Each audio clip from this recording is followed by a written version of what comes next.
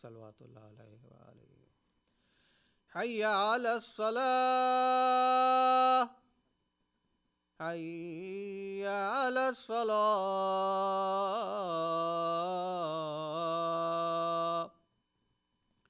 Hayya ala al-falah.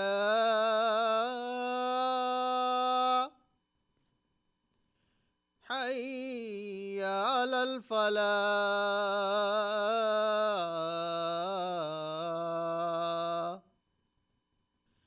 Hayya ala khair al-amal. Hayya ala khair al-amal. Allahu Akbar, Allahu Akbar. La ilaha illallah. La ilaha illallah. Allahumma salli ala Muhammad wa ala Muhammad. Allahumma ja'al qalbi wara wa abli sara wa ishi qara wa rizqi dara wa ala adi abrara wa ja'al inda qabri nabiyyik Muhammad sallallahu alayhi wa sallam mustaqarran wa qarara bi rahmatika ya rabbal alamin. Sallu ala Muhammad wa ala Muhammad.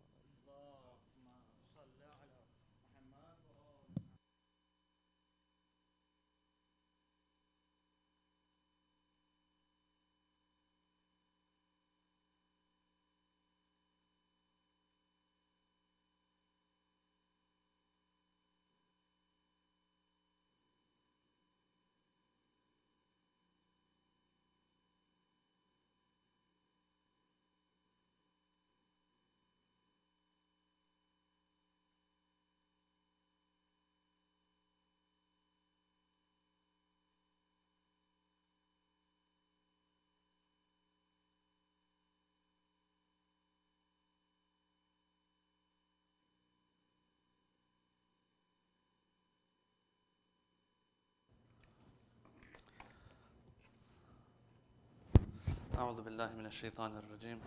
بسم الله الرحمن الرحيم. الحمد لله رب العالمين بارئ الخلائق أجمعين باعث الأنبياء والمرسلين الذي بعد فلا يرى وقرب فشهد النجوى والذي خلق السماوات والأرض بغير عمد ترونها تبارك وتعالى هو الأول والآخر وإليه المنتهى نحمده ونستعينه ونثني عليه ونؤمن به ثم الصلاة والسلام على أشرف بريته ومبلغ رسالاته العبد المؤيد الرسول المسدد المحمود الأحمد أبي القاسم محمد وعلى أهل بيته الطيبين الطاهرين. عباد الله أوصيكم ونفسي بتقوى الله. Brothers and sisters, I remind all of us to remember Allah subhanahu wa ta'ala in our lives and to observe His taqwa and obedience. This obedience is not going to always be easy, and the Quran speaks about this. I want to share with you just a few verses today on this idea, on this topic. One of the good things about having taqwa, having this vigilance and being careful all the time, walking on eggshells in life so that we don't get hit from a point that we were negligent of, we were oblivious to. The Quran says, أعوذ بالله من الشيطان الرجيم, in Surah Al-A'raf, verses 200 and 201, it says, وَإِمَّا يَنْزَغَنَّكَ مِنَ الشَّيْطَانِ نَزْغٌ فَاسْتَعِذْ بِاللَّهِ إِنَّهُ سَمِيعٌ عَلِيمٌ إِنَّ الَّذِينَ اتَّقَوْا إِذَا مَسَّهُمْ طَائِفٌ مِنَ الشَّيْطَانِ تَذَكَّرُوا فَإِذَا هُمْ مُبْصِرُونَ. So these two verses, they have some intricacies in them that I want to share with you. It says, وَإِمَّا يَنْزَغَنَّكَ مِنَ الشَّيْطَانِ نَزْغٌ. We have to understand, we in this dunya, we are on a battlefield. Now, however you want to look at it. For some, this is a battlefield. For some, they'll look at it as, let's say, the stock market. Whatever you want to look at it as, okay? You look at it as a market, okay, that's a place where I am buying or I am trading my time, my energy for certain things that Allah wants so that I get something greater on the Day of Judgment. Some look at it as like a battlefield. These are not mutually exclusive, by the way. Some look at it like a battlefield where there's a constant struggle against the self, against the carnal desires of the self, against shaitan. Now here, we can look at it, at this life of ours, at this dunya that we're in, we can look at it as a battlefield because it is letting us know of one of those enemies, which is shaitan. What's going on here? Now, shaitan, as we all know, is going to be there for us, waiting. And of course, the external enemy, which is shaitan, won't ever be able to take advantage of us if we are vigilant and are not going to show any signs of weakness from the inside. In other words, the internal enemy doesn't hurt us. If we're hurt from the inside, then the outside enemy can do whatever he wants to do. Now, it says here, إِمَّا يَنْزَغَنَّكَ مِنَ الشَّيْطَانِ نَزْغٌ. The grammar here, or the way the wording of the verse is saying that it's going to definitely happen. It could have said, وَإِنْ يَنْزَغَنَّكَ or إِنْ يَنْزَغْكَ الشَّيْطَانِ. If it had said, وَإِنْ يَنْزَغْكَ الشَّيْطَانِ, it means if shaitan tries to breach you, tries to get into you, tries to harm you in one way or another, okay? It could have said that. But it said, وَإِمَّا يَنْزَغَنَّكَ. So there's a lot of emphasis here. It's Arabic. A lot of emphasis has been put in these 2 or 3 words. It says it's going to happen. And it's going to happen, and it's going to definitely happen. Okay? إِمَّا يَنْزَغَنَّكَ مِنَ الشَّيْطَانِ. So what happens in a battlefield? You don't call it a battlefield if it's a walk in the park, right? You call it a battlefield because there's a field in which a battle is taking place, correct? If that's the case, then there's an enemy. There's a struggle against something. And so you can be sure that there is going to be an enemy called shaitan in this battlefield of dunya. Okay? So this is the perspective we're having right now from this verse, is that, okay, there's something going on. We have to be careful and not bring our guard down. Okay. It says, look, when shaitan comes for you, and he's going to definitely come for you, and not something big necessarily, nazgh, even the tiniest of breaches will be a nazgh. We'll talk about that a little bit later. فَاسْتَعِذْ بِاللَّهِ. Number 1, understand. Understand that, true, it's a fight between you and shaitan, let's say. But you have help as well. Okay? Who in their right mind, when they have the artillery coming from behind them and against their enemies, is going to tell the artillery not to be shot towards the enemies? No. That weakens the enemy, breaks their lines, their front lines, so that you on foot and the boots that are on the ground can actually go in. If the artillery doesn't do its part, the ground, the foot soldiers on the ground aren't going to be able to do anything. Correct? Who in their right mind would say, hey, we don't need any help, let's just go in? When you have the help, why not use it? The first thing the verse says, although our free will plays a very important role in us winning this battle, okay? It says, فَاسْتَعِذْ بِاللَّهِ. The first thing it says is, seek refuge in Allah subhanahu wa ta'ala. At the end of the day, we are in this dunya, according to these urafa, we are in this dunya, in this life, so that we slowly grow to the point where we understand Allah plays a major role in our lives.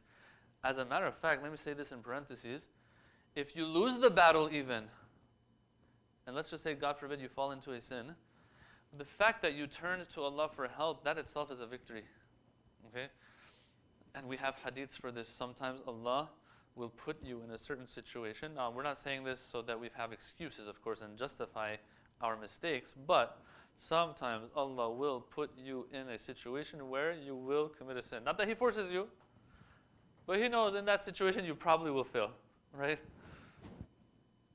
But that for Him is more valuable, that when you fail and you're regretful, versus feeling that you're you're holier than everyone else, and that you have some little bit of arrogance in you. He says, I want to get rid of that.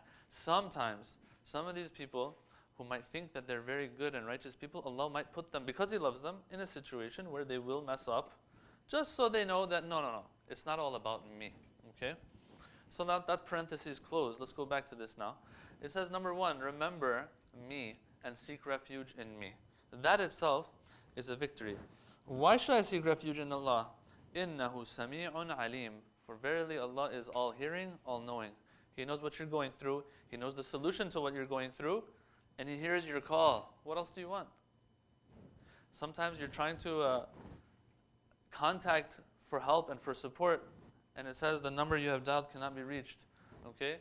Or the number you are dialing, that person ran away themselves. Sometimes that's the case. Sometimes no, they're there waiting for you to make that call. Okay? That's what this verse is implying, I would say. That's number 1. إِنَّ الَّذِينَ اتَّقَوْا. So if everyone seeks refuge in Allah, that itself is a victory. Inshallah, they can overcome the obstacle, but we have to also put the work in. All right? And we can't expect Allah does everything. If Allah was going to do everything, He wouldn't have brought us here. He would have taken us straight to somewhere else. Okay? He also expects us to put the work in. Yes, I acknowledge He's part of the equation, but part of the equation is me as well. And so the next verse goes on. It says, إِنَّ الَّذِينَ اتَّقَوْا.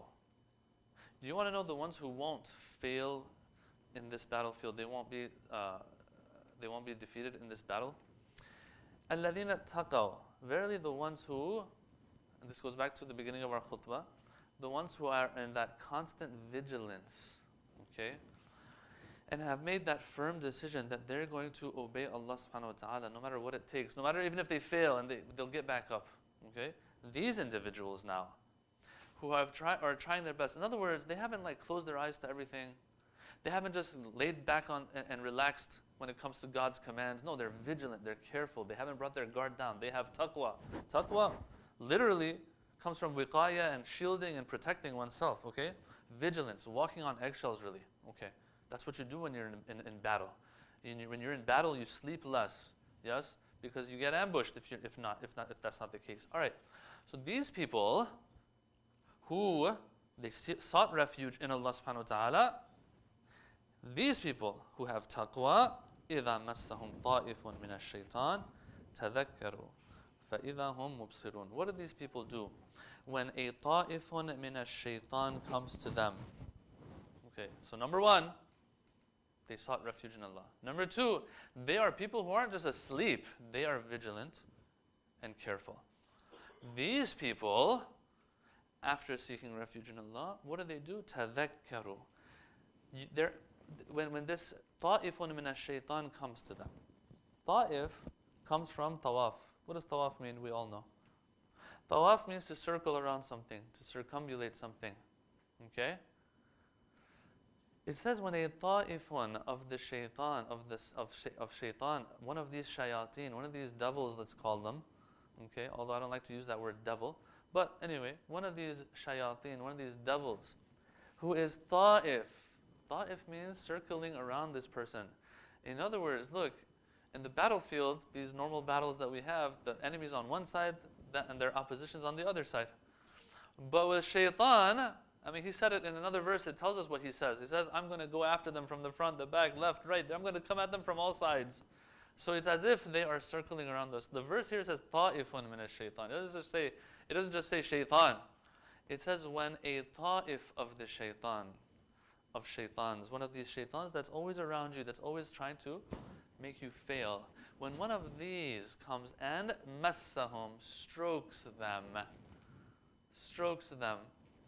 You might not even have to push them, just stroke, a little touch, a little whisper, a little suggestion, this one time, come on, just like he did with Adam alayhi salam.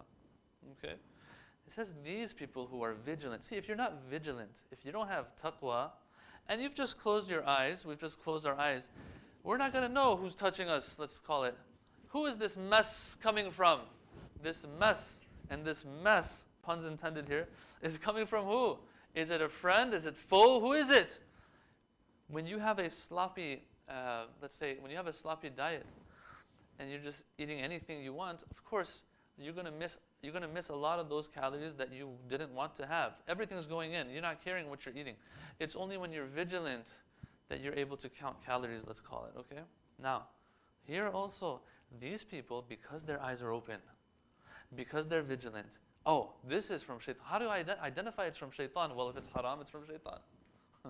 It's not rocket science. Okay? Our scholars have explained all of the rulings based on the hadith of the Imams, the Holy Prophet, and the Quran.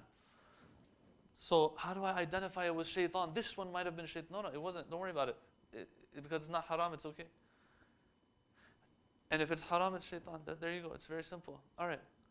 So this person is in constant vigilance, identifies that this is a touch from shaitan. Shaitan is trying to breach. It's trying to penetrate. It's trying to get into my heart. But no. Because I'm vigilant, because I've sought refuge in Allah and I've reminded myself, تَذَكَّرُوا, the Quran says. They are reminded. They remember. Now it's interesting here, because the verse doesn't say what they remember, the object of their remembrance. It doesn't say تذكروا الله, تذكروا المعاصي, تذكروا الشيطان, تذكروا جهنم. What do they remember? That as a result, فَإِذَا هُمْ مُبْصِرُونَ. As a result, they are wide awake. They know what's going on. They're aware. They're seeing. They can see. They have insight. مُبْصِرُون comes from basar, sight. As a result of their remembrance and waking up and whoa, all of a sudden, sometimes you doze off and then you wake up. Yeah. They might have a little bit not been careful. Shaitan comes right away. They go back to being aware of what's going on around them. These people, what are they remembering? That's the question. What are they remembering? Because the object of this remembrance has not been mentioned in the verse. And so here the Mufassirin have explained there's a reason why what they're remembering has not been mentioned, because it's a whole list. Okay, they remember everything that is worth remembering in that moment of sin. Okay, Prophet Yusuf taught us. The first thing he did when Zulaykha came after him, قَالَ مَعَاذَ اللَّهِ, I seek refuge in Allah. You see, step one, he did it, okay? And then he goes on, he has that little conversation, إِنَّهُ رَبِّي أَحْسَنَ مَثْوَاي. Yes? Allah, well, according to some tafsirs, Allah is my Lord, إِنَّهُ رَبِّي, He's given me such a good place. Yes? He's taken care of me. He remembered something. He remembered, in that moment, Allah subhanahu wa ta'ala. And so anything can be remembered. All those things can be remembered that can have a positive effect on us in making the right decision in those moments, in those turning points. So for example, I remember Allah and His mercy and grace upon me, all the good that He's done to me. How if I sin and disobey Him, it's to my own detriment, not to Allah's detriment. Allah doesn't need my obedience or disobedience. He doesn't care. He doesn't have to care about it. He cares about it because it has an effect on me.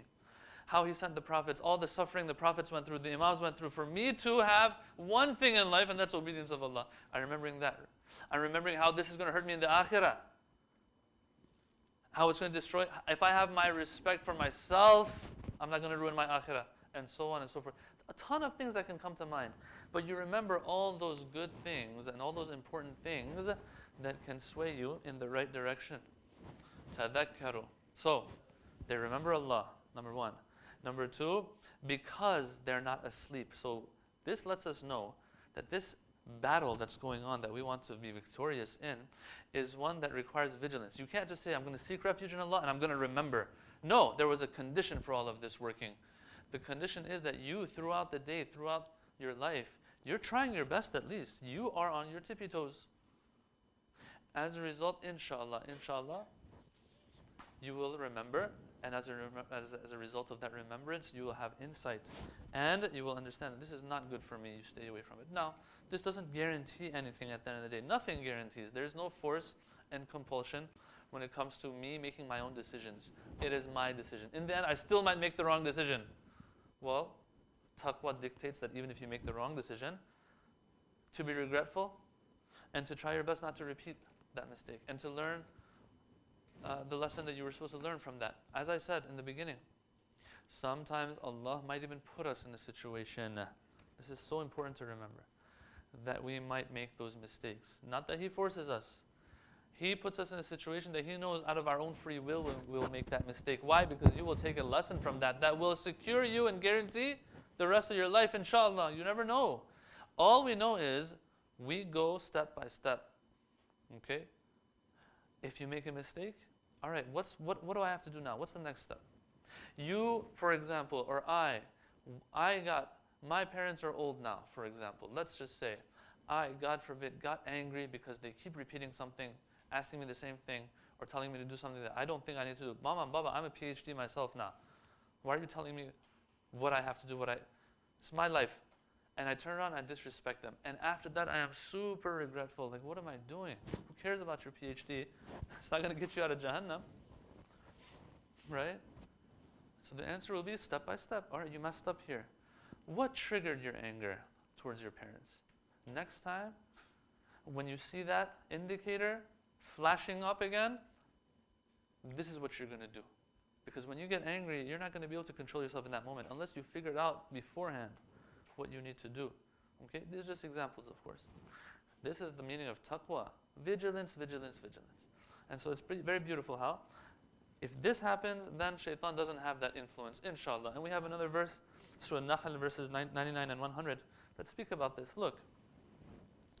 إِنَّهُ لَيْسَ لَهُ سُلْطَانٌ عَلَى الَّذِينَ. Same thing. These people, shaitan doesn't have dominion over them. Okay?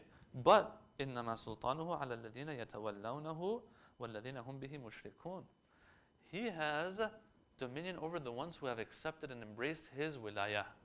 When you listen to shaitan, when I listen to shaitan, I am putting his wilayah in my heart. Very simple. Alright? If Allah was my wali, then I would follow Allah. When you follow shaitan, that means he's your wali. Very simple. Okay? And this is a form of subtle shirk, they call it. وَهُمْ بِهِ مُشْرِكُونَ. Okay? Because you're giving more importance to shaitan over Allah, or else you would have listened to Allah subhanahu wa ta'ala. Okay? So you see, these are themes that are echoed throughout the Quran. One or 2 points here I want to make before I end. Sometimes shaitan will come, and he has stroked me, let's say. One of these ta'ifun min ash-shaitan strokes me, affects me in a way that I do think of committing that sin. But then I have this tadakkur and remembrance, and I wake up, I'm like, no, what are you doing? No. And I walk away from it. Okay, some might ask, is this itself a sin? Because at the end of the day, the thought of sin came to mind. And the answer that our scholars have given is that no, thought of sin is not a sin. Okay? Even if I decide to commit a sin, yeah, it shows a little bit of my weakness, but the fact that I go against it and I don't do it shows that that wasn't a sin. No, it wasn't a sin. So this thought of sin will come. That's the test. But we can't say that the test itself is a failure of the test. The test itself is not the failure of the test. The test itself is what signifies whether or not I failed or not. Okay, so the test has to come. The test has to come, number one. And number two, these verses, where are they directed at? They are directed at the Holy Prophet ﷺ. So these are for him initially. And so you're like, wow. إِمَّا يَنْزَغَنَّكَ مِنَ الشَّيْطَانِ نَزْغٌ. This breach is aimed at, this arrow is aimed at the Prophet sometimes even, and the Prophets of God. Interesting. So where does that put me and you? For sure the arrows are going to be showering down. Alright? But if the arrows are going to be showering down, the solution has also been given here for the Prophet. And so we follow the example of the Prophet, and this is what the verses are telling him, and so inshallah we also follow his footsteps. Bismillah ar-Rahman ar-Rahim. قُلْ هُوَ اللَّهُ أَحَدٌ اللَّهُ الصَّمَدُ لَمْ يَلِدْ وَلَمْ يُولَدْ وَلَمْ يَكُنْ لَهُ كُفُوًا أَحَدٌ صدق الله العلي العظيم.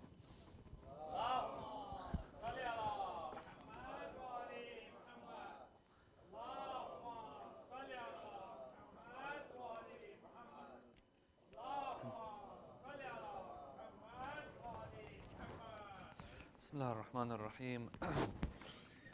الحمد لله رب العالمين أثني عليه حامدا وأذكره مسبحا لا إله إلا هو له الأسماء الحسنى والمثل الأعلى تبارك وتعالى ثم أصلي وأسلم على نجيبه وحبيبه وحافظ سره الذي سمي في السماء بأحمد وفي الأرضين بأبي القاسم محمد.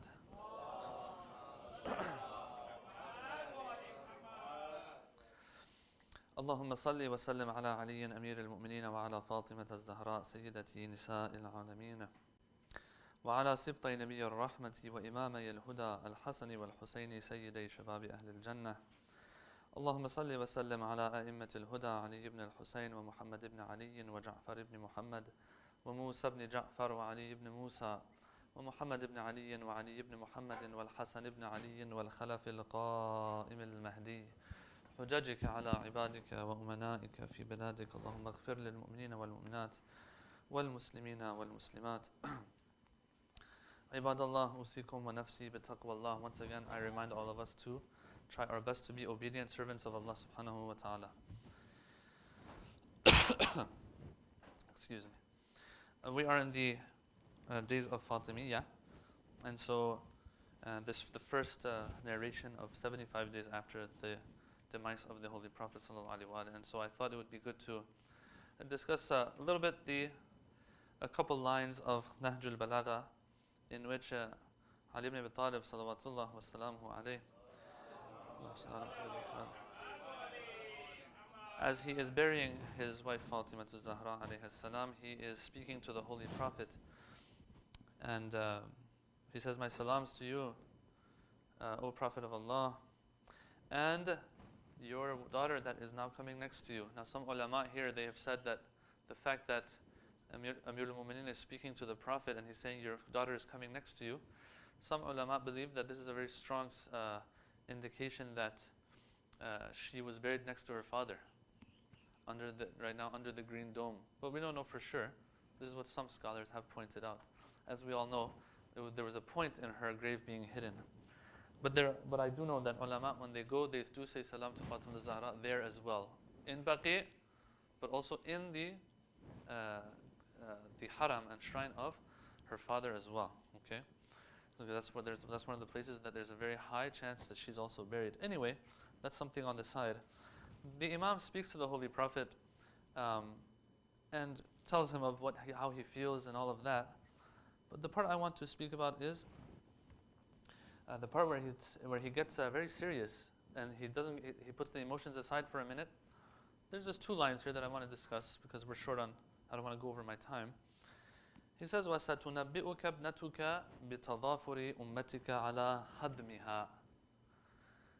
Your daughter will let you know about how your ummah, your nation. So number 1, he says your nation. Okay? And there's a few little points here intricacies I want to point out. Okay? How your ummah, O Prophet. This is not a enemy from the Romans and the Roman Byzantine Empire. Okay? Or from, I don't know, idol worshippers elsewhere. This is your ummah. Okay? The reason why I'm pointing this out is because history keeps repeating itself. I don't want to get into details of what I have in mind right now, what examples I can give, but there have always been big revolutions throughout history, after which you find regression and the people forgetting. You have it in the story of Musa alayhi salam as well. Like, come on, Bani Israel, what else do you want God to do for you, man? What else do you want God to do for you? And yet still, before you know it, these guys are worshipping a golden calf that makes some noise, the Quran says. Okay. So throughout history, you'll have a lot of this. Till today even, I would say. All right. The message is forgotten. But Rasulullah, our Holy Prophet, sallallahu alaihi wasallam, he's greater than all the other prophets and any other leader throughout history. You don't expect it from his ummah. So if it's happening from his ummah, then that will explain a lot of other things throughout, as I said, throughout history, okay? Ummatuka, or ummatika, your daughter will let you know about how your ummah. But the question is, was it the ummah that went against Fatima Zahra? Or was it a few people that went against Fatima Zahra? And so here, the scholars who have discussed this part of the khutbah, some have this idea of, well, the silence of the rest counted as part of what some did to Fatima. Okay? And I don't want to get into the aspect of her actual martyrdom and who was behind that. I'm talking about stripping the Ahlul Bayt of Khilafah and stripping her of Fadak and these things, okay? If other things might be contested, these are not contested. We all know that Ali ibn Abi Talib did not become Khalifa, okay? And we do know that Fadak was taken away, okay? So these are things that we discuss for sure happened. Okay, let's talk about that. Tadafuri ummatika, that the whole ummah came against this. But if only a few, according to what happened in Saqifa, only a few were involved in all of that. And later on, though, bay'ah was given by everybody. That's one thing to keep in mind. And that silence. But it just seems that it's more than that. I feel, brothers and sisters, this is my humble opinion, just something that I had in mind, is that when you look at some of the details of what history is reporting, that she is going out and asking others to help, knocking on their doors. Yes, they were silent, but it seems like it was more than that. They felt, it seems, that okay, this has happened. Whether we like it or not, Saqifa has taken place. And so now, let us look at, I would say, the greater good. Okay, the ummah needs, let's say, unity, let's say, all right? And so the thing is, that's actually a very important thing. That's correct. And Ali ibn Abi Talib teaches us that this is important as well. The greater good, the unity of the ummah, and so on. The thing is, though, right in the beginning of what's happened after the Prophet's death, we're not talking about 50 years later, 100 years later. We're talking like a little bit later, okay? And so it's now or never. Fatima Zahra understands this. Ali alayhi salam, Yes, he's not the son of the Prophet. He's the son-in-law, the cousin of the Prophet. Fatima alayhi salam, her position is different.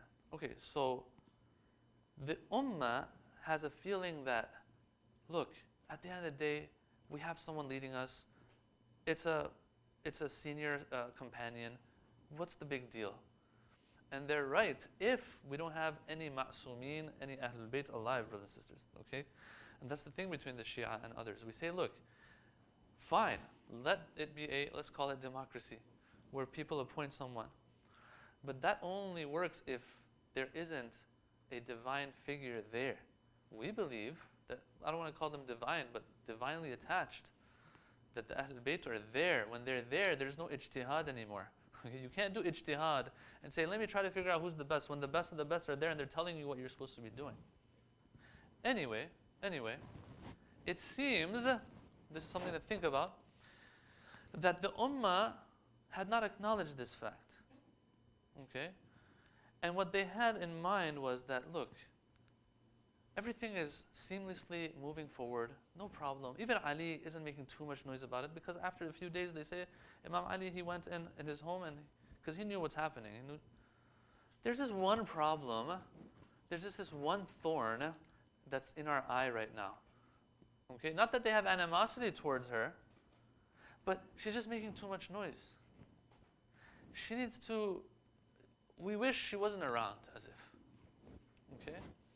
So you don't find like the ummah coming around Fatima Zahra after her father has passed away to express condolences, and you don't like to have these like heavy reports where it's like as if there's a revolution taking place, where everyone is mobilizing just to come to take care of Fatima Zahra. It's as if they left her on her own, so that whatever happens to her happens to her. Okay? And of course other things that took place at her home as well. Correct? Alright. So when here Amir al-Mu'mineen, he says Tadafuri ummatik, that they all came together for her hadm, which is another intricacy here. Hadm means digestion. It's used for digestion. We have this in other languages as well. Hazm in Farsi means digestion. Okay? I don't know if we have it in Urdu. We do? Okay. So they came together to dissolve her. So it's not just, it doesn't seem like it's just, these verbs are very strong verbs here that are being used. It seems that it was more than just silence. Yeah, they didn't, not the whole ummah attacking her physically, but just not helping her out in any way that they could have. And so they knew, apparently, that the grief that she has from the Holy Prophet's death. And maybe even they knew of the fact that the Prophet had said the first one to join me is going to be Fatima after me. And all of these things are like, you know what? It's not going to be easy. It's a hard, pill to swallow. But let's just like let time pass, and if she can just go, everything will be fine. Even Ali is quiet. Look, even Ali is not making too much noise anymore. Maybe in the first few days he did, but that's about it. So the Imam here is very serious. The emotions, I didn't read the first parts of the khutbah or the first parts of the hadith here. Those are very emotional parts. It's emotional, then it gets very serious, and then it gets emotional again in the end. So let me go on with this now. So these are some of the verbs and words that he's using. Tadafur, hadmiha, fa'ahfiha as-su'al. O Prophet, I want you to surround her with questions. No, don't ask her one question. Ahfiha as-su'al. All right, cover her with questions. Surround her with questions. In other words, this also says that there was a lot going on. It wasn't just one little thing that took place. There's so many details to this story. Okay? So the Imam is saying, oh Prophet, make sure, don't let her go. Ask her everything. Everything. So this echoes the idea of tadafuri ummatik, how everyone came together. There's a lot of details to this. وَاسْتَخْبِرْهَا الْحَالِ. Ask her about the state of the affairs and what went on. وَلَمْ هَذَا, all of this while, وَلَمْ يَطُلِ الْعَهْدِ. All of this while, not too much had passed since your demise, O Prophet. Not too much had passed since your demise. And the ahd was still there. Ahd, an oath, some have said that the ahd here, the oath, is the oath of Ghadir and the likes of Ghadir, and how the people had accepted what the Holy Prophet had told them to do after him. No. After a little bit, while all of this was still there, And in Farsi we say it was still wet, it hadn't dried yet, okay? Still fresh. All of this is when all of this happened. O Rasulullah, so make sure you ask her. وَلَمْ يَخْلُ مِنْكَ الذِّكْرِ, and your remembrance had not been forgotten, O Prophet. Yeah, how can 1400 years later we haven't forgotten the Prophet? 14 days after his demise, of course they're not going to forget him. So he's making this point here. And I think that one can say that he's making these points for those who will hear this later. And then it gets emotional again. Wassalamu alaykuma, salama muwaddi', my salam is upon you, the salam of a person who is bidding farewell all the way till the end. But these two lines here I wanted to highlight today because these are the ayyam and days of Fatimiyya. And of course they have programs here and other centers as well. Inshallah, the brothers and sisters attend and benefit as well. Bismillah ar-Rahman ar-Rahim. وَالْعَصْرِ إِنَّ الْإِنسَانَ لَفِي خُسْرٍ إِلَّا الَّذِينَ آمَنُوا وَعَمِلُوا الصَّالِحَاتِ وَتَوَاصَوْا بِالْحَقِّ وَتَوَاصَوْا بِالصَّبْرِ صدق الله العلي العظيم والسلام عليكم ورحمة الله.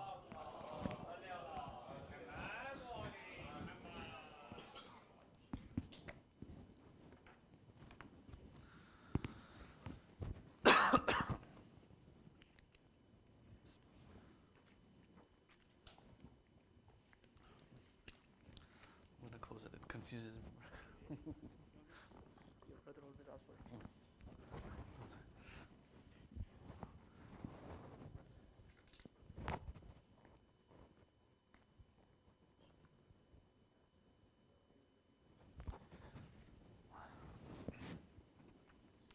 الله أكبر الله أكبر أشهد أن لا إله إلا الله أشهد أن لا إله إلا الله أشهد أن محمد رسول الله صلى الله عليه وآله أشهد أن محمد رسول الله صلى الله عليه وآله أشهد أن عليا ولي الله وأنه حجة الله صلوات الله وسلامه عليهم أجمعين. حي على الصلاة حي على الصلاة حي على الفلاح حي على الفلاح حي على خير العمل حي على خير العمل قد قامت الصلاة قد قامت الصلاة. الله أكبر الله أكبر لا إله إلا الله. الله أكبر. بسم الله الرحمن الرحيم الحمد لله رب العالمين الرحمن الرحيم مالك يوم الدين إياك نعبد وإياك نستعين اهدنا الصراط المستقيم صراط الذين أنعمت عليهم غير المغضوب عليهم ولا الضالين. بسم الله الرحمن الرحيم يسبح لله ما في السماوات وما في الأرض الملك القدوس العزيز الحكيم. هو الذي بعث في الأميين رسولا منهم يتلو عليهم آياته ويزكيهم ويعلمهم الكتاب والحكمة وإن كانوا من قبل لفي ضلال مبين وآخرين منهم لما يلحقوا بهم وهو العزيز الحكيم. ذلك فضل الله يؤتيه من يشاء والله ذو الفضل العظيم. مثل الذين حملوا التوراة ثم لم يحملوها كمثل الحمار يحمل أسفارا بئس مثل القوم الذين كذبوا بآيات الله والله لا يهدي القوم الظالمين. قل يا أيها الذين هادوا إن زعمتم أنكم أولياء لله من دون الناس فتمنوا الموت إن كنتم صادقين ولا يتمنونه أبدا بما قدمت أيديهم والله عليم بالظالمين. قل إن الموت الذي تفرون منه فإنه ملاقيكم ثم تردون إلى عالم الغيب والشهادة فينبئكم بما كنتم تعملون. يا أيها الذين آمنوا إذا نودي للصلاة من يوم الجمعة فاسعوا إلى ذكر الله وذروا البيع ذلكم خير لكم إن كنتم تعلمون. فإذا قضيت الصلاة فانتشروا في الأرض وابتغوا من فضل الله واذكروا الله كثيرا لعلكم تفلحون وإذا رأوا تجارة أو لهوا انفضوا إليها وتركوك قائما قل ما عند الله خير من اللهو ومن التجارة والله خير الرازقين. الله أكبر. اللهم صل على محمد وآل محمد. ربنا آتنا في الدنيا حسنة وفي الآخرة حسنة وقنا عذاب النار. الله أكبر. سبحان ربي العظيم وبحمده. سمع الله لمن حمده. الله أكبر.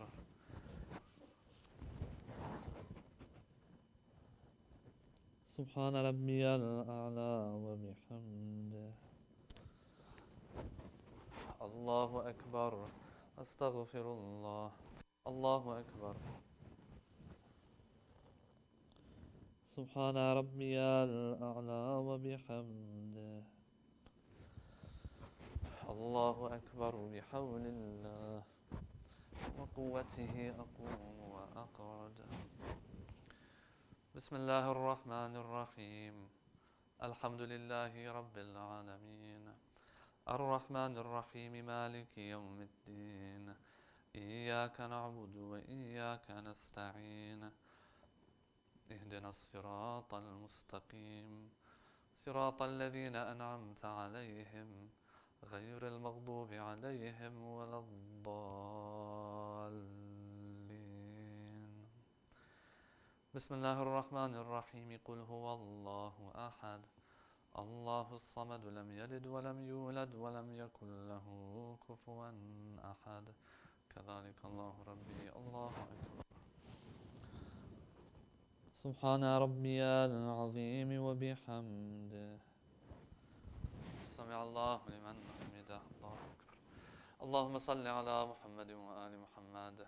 ربنا لا تزغ قلوبنا بعد إذ هديتنا وهب لنا من لدنك رحمة إنك أنت الوهاب. الله أكبر.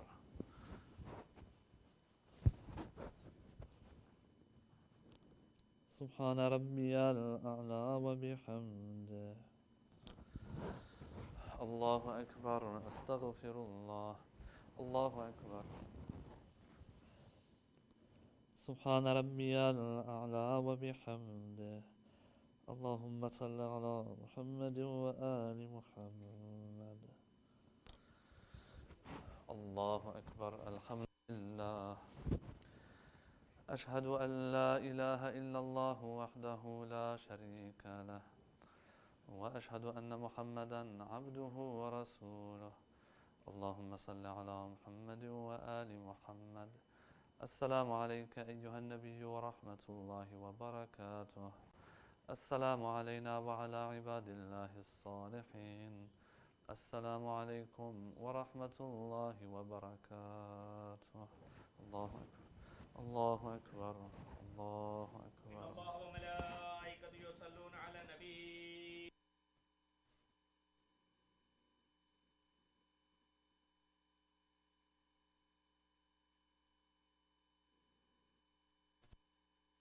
اللهم صل على محمد وآل محمد. اللهم صل على محمد وآل محمد. لا إله إلا الله. لا إله إلا الله.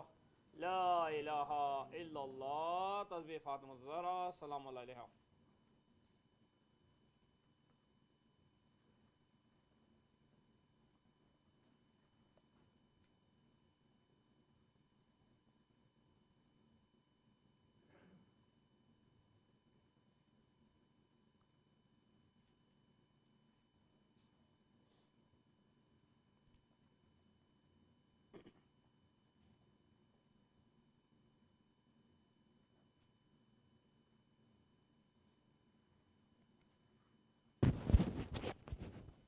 اللهم صل على محمد وآل محمد. لا إله إلا الله العظيم الحليم. لا إله إلا الله رب العرش الكريم. الحمد لله رب العالمين. اللهم إني أسألك موجبات رحمتك وعزائم مغفرتك والغنيمة من كل بر والسلامة من كل إثم. اللهم لا تدع لي ذنبا إلا غفرت ولا هما إلا فرجت ولا سقما إلا شفيت ولا عيبا إلا سترت ولا رزقا إلا بسطت ولا خوفا إلا آمنت ولا سوءا إلا صرفت ولا حاجة هي لك رضا ولي فيها صلاح إلا قضيتها يا أرحم الراحمين. آمين رب العالمين. صلوات. اللهم صل على محمد وعلي محمد.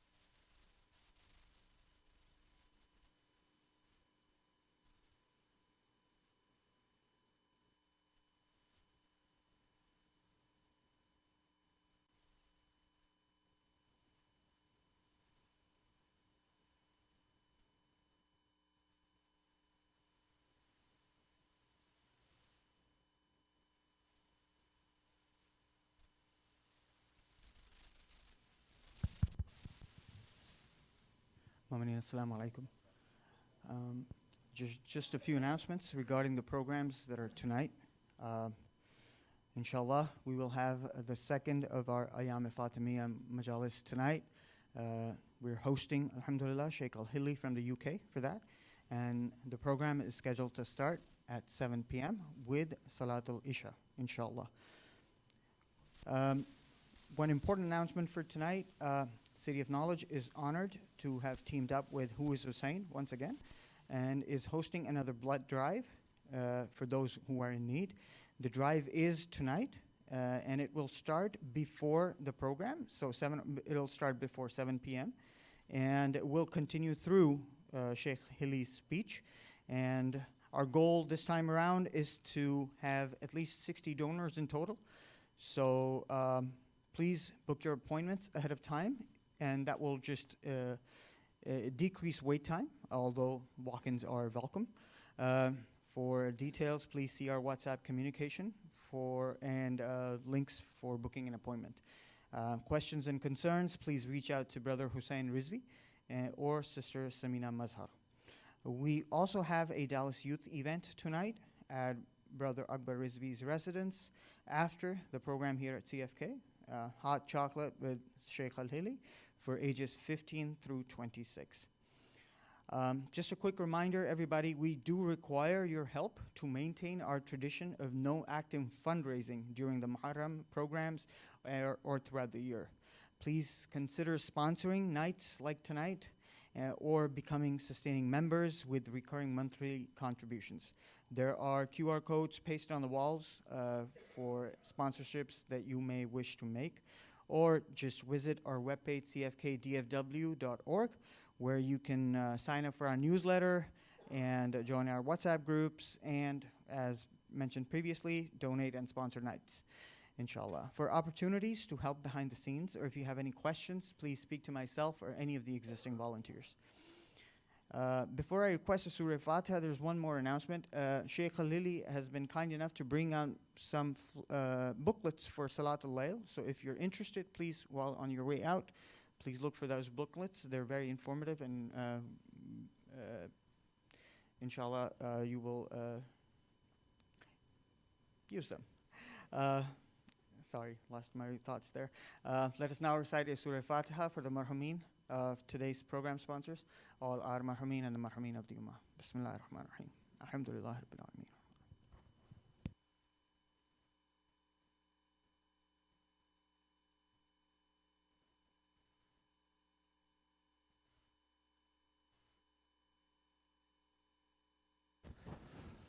الله أكبر الله أكبر أشهد أن لا إله إلا الله أشهد أن لا إله إلا الله أشهد أن محمد رسول الله صلى الله عليه وآله أشهد أن محمد رسول الله صلى الله عليه وآله أشهد أن عليا ولي الله وأنه حجة الله صلوات الله وسلامه عليهم أجمعين حي على الصلاة حي على الصلاة حي على الفلاح حي على الفلاح حي على خير العمل حي على خير العمل قد قامت الصلاة قد قامت الصلاة الله أكبر الله أكبر لا إله إلا الله الله أكبر بسم الله الرحمن الرحيم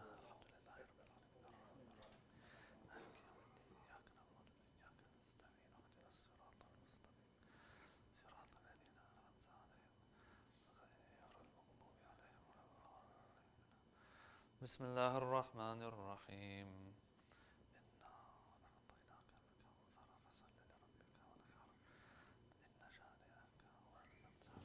الله أكبر سبحان ربي العظيم وبحمده سمع الله لمن حمده الله أكبر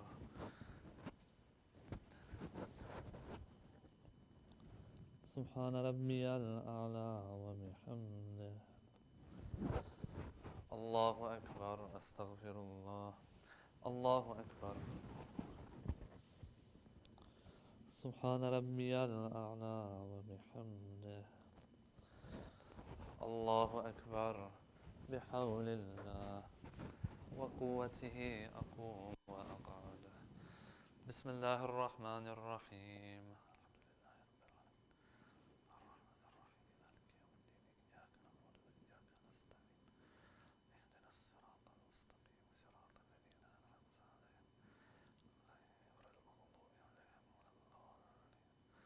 بسم الله الرحمن الرحيم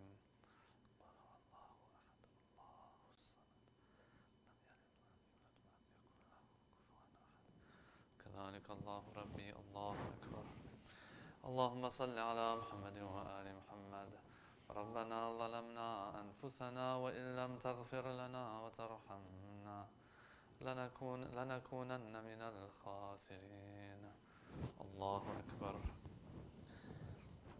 سبحان ربي العظيم وبحمده سمع الله لمن حمده الله أكبر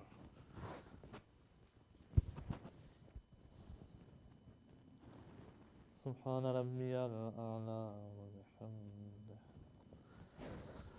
الله أكبر أستغفر الله الله أكبر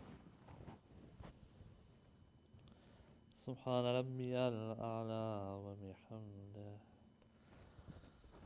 الله أكبر. الحمد لله. أشهد أن لا إله إلا الله وحده لا شريك له، وأشهد أن محمدا عبده ورسوله. اللهم صل على محمد وآل محمد. بحول الله وقوته أقوم وأقعد.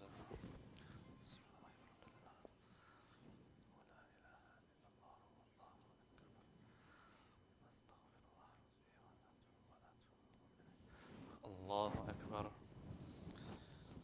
سبحان ربي العظيم وبحمده. سمع الله لمن حمده. الله أكبر.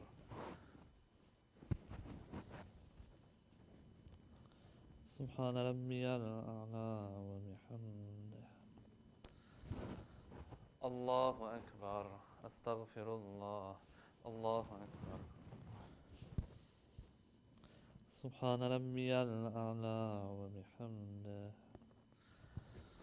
الله أكبر. بحول الله وقوته أقوم وأقعد.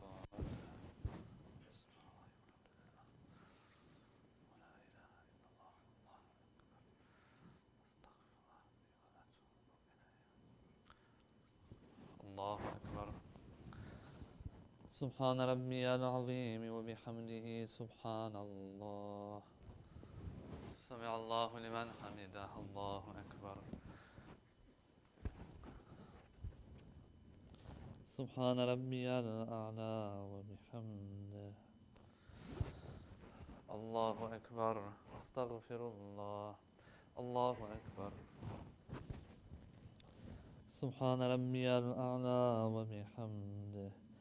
اللهم صل على محمد وآل محمد. الله أكبر. الحمد لله. أشهد أن لا إله إلا الله وحده لا شريك له، وأشهد أن محمدا عبده ورسوله. اللهم صل على محمد وآل محمد. السلام عليك أيها النبي ورحمة الله وبركاته. السلام علينا وعلى عباد الله الصالحين. السلام عليكم ورحمة الله وبركاته. الله أكبر. الله أكبر. الله أكبر. إن الله وملائكته يصلون على النبي يا أيها الذين آمنوا صلوا عليه وسلموا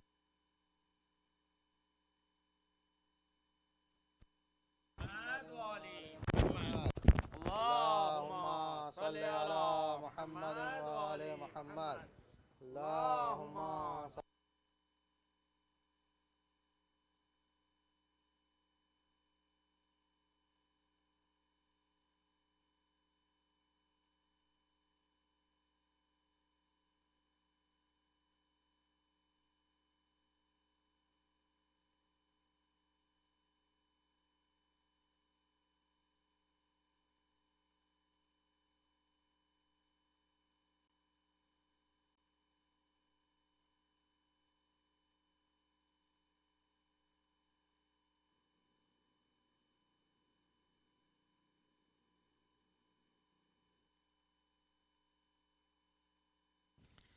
اللهم صل على محمد وآل محمد. بسم الله الرحمن الرحيم. ما شاء الله لا حول ولا قوة إلا بالله العلي العظيم. Inshallah, recite dua ibadat all together. بسم الله الرحمن الرحيم. لا إله إلا الله إلها واحدا ونحن له مسلمون. لا إله إلا الله ولا نعبد إلا إياه مخلصين له الدين ولو كره المشركون. لا إله إلا الله ولا نعبد إلا إياه مخلصين له الدين ولو كره المشركون. لا إله إلا الله ربنا ورب آبائنا الأولين.